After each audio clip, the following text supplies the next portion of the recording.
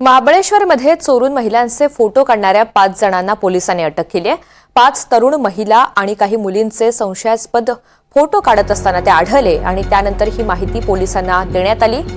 पोलिसांनी 5ही जणांना आता अटक केली आहे। 5ही तरुण मालेगावचे असून त्यांच्या मोबाईलमध्ये तब्बल 2,500 फोटो आढळून आलेले आहेत। यात गोव्यातल्या काही मुलींचे महिलांचे फोटो आहेत असं समजतंय।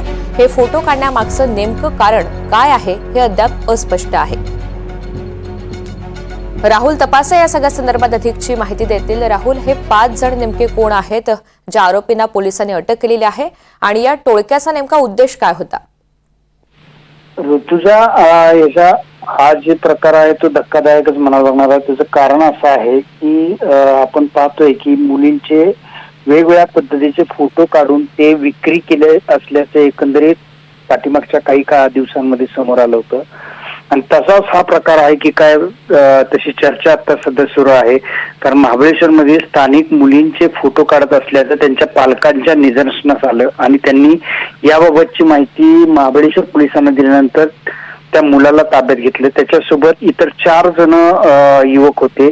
हे पर्यटन स्थळांवरती फिरत असल्याचे त्यांच्या मोबाईलच्या मधील माहितीवरून समज आलेला आहे।